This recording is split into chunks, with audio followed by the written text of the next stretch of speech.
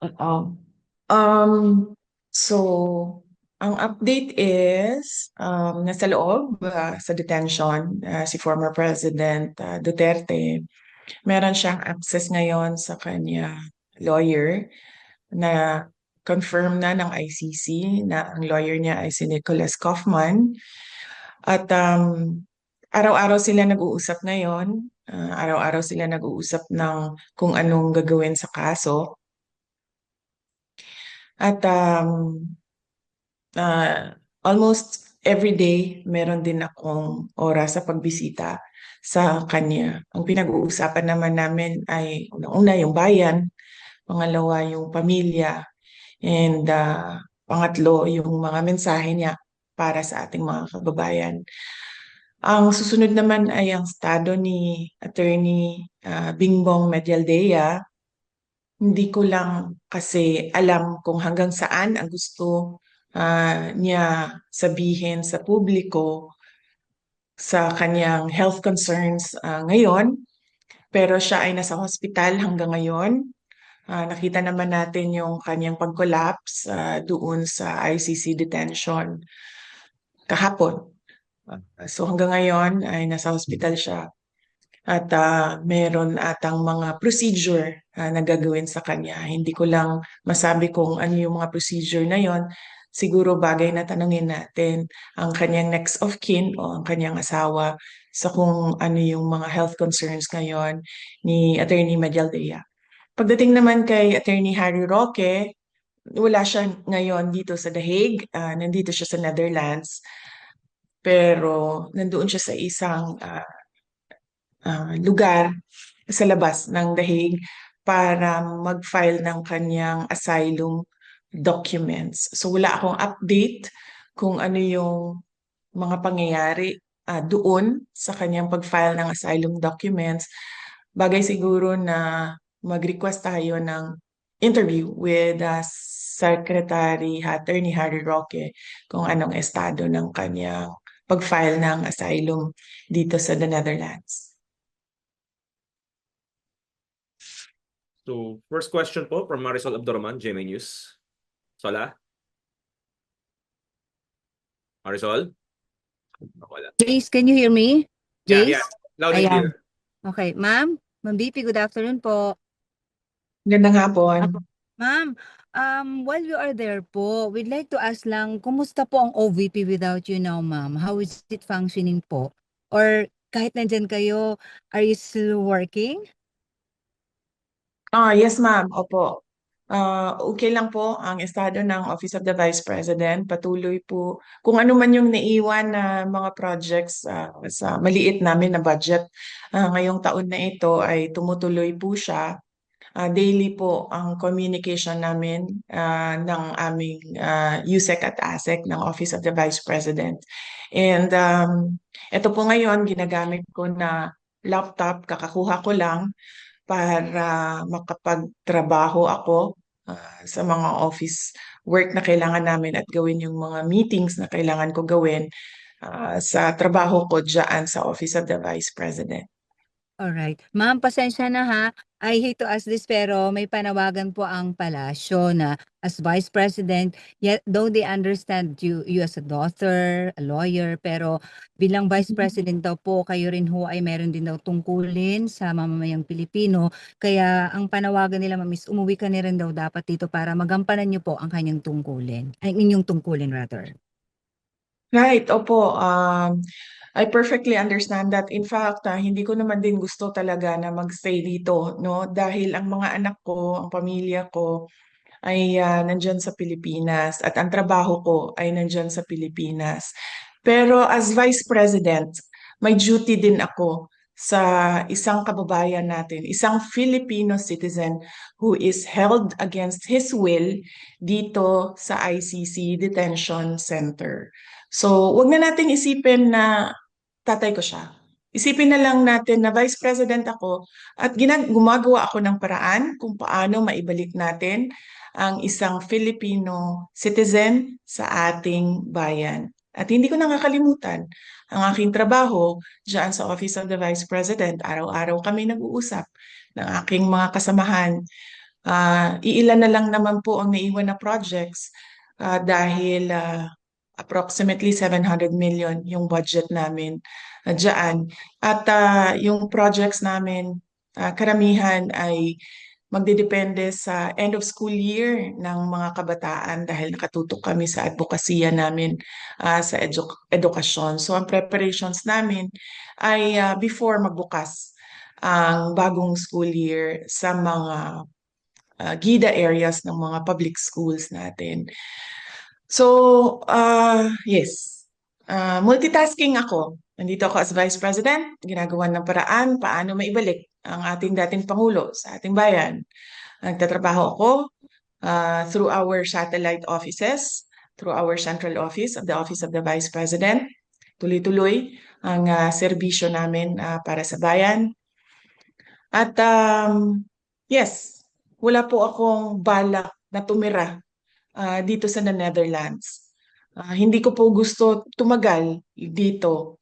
Pero madami akong kailangan na sikasuhin. Trabaho dito, trabaho dyan sa Pilipinas. At alam ko kung paano magbalanse ng trabaho dahil ah, mas mahirap pa ang trabaho ng isang mayor sa sobrang dami ng issues and concerns ng isang lugar. So marunong na ako bumalanse. Alright, maraming salamat po, VP. Okay. Next Salamat. question, Fred Mendoza, Manila Times. Ma'am, good afternoon po ma'am. Do you hear me po ma'am? Yes, I can hear you, Yes Red. ma'am. Yes ma'am. 3 questions. Sabay-sabay ko na yun po ma'am. Ma'am, may estimated date po ba kayo na uuwi kayo sa Pilipinas?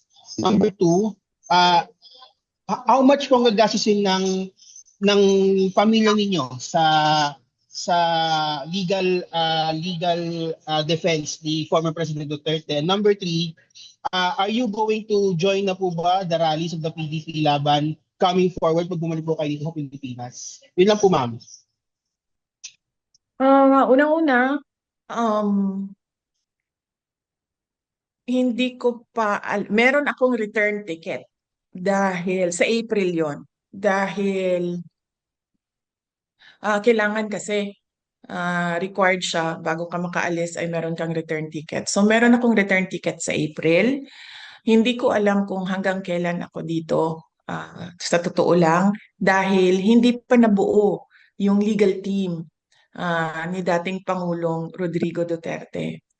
As Vice President, may obligasyon ako na buuin yung kanyang support group dito para merong tumutulong sa kanya na makalabas diyan sa ICC detention.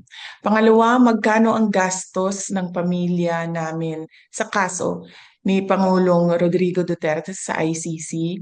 Sa ngayon ay wala kaming pinag-uusapan ng abogado, pero nagpahiwatig na ako sa kanya na kung pwedeng mag-apply ng legal aid dyan sa loob ng ICC. At patuloy naming pinag-uusapan ito.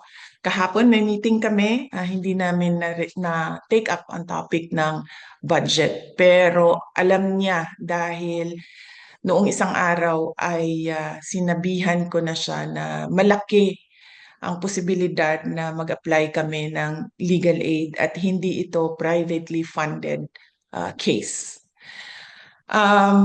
Ang pangatlo is kung sasali ba ako sa kampanya ng PDP, senator candidates at sa mga guest candidates nila. Palagay ko naman hindi na kailangan ako sumama sa kampanya nila dahil alam na ng taong bayan at alam na ng buong bansa na kailangan nila baguhin ang muka ng ating gobyerno at alam nila na kailangan nilang iboto 10 doon sa mga kandidato na yon.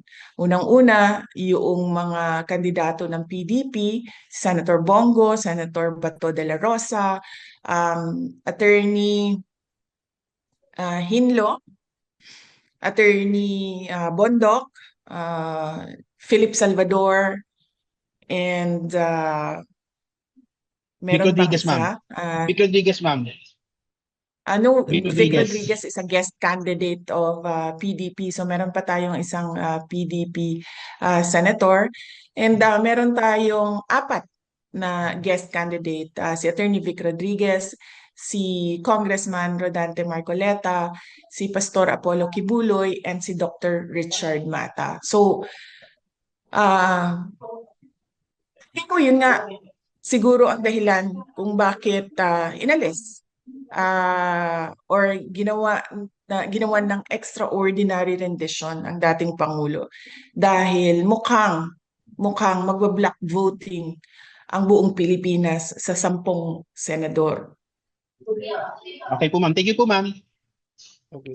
Next question, Jason Rubrigo, SMNI. Jason?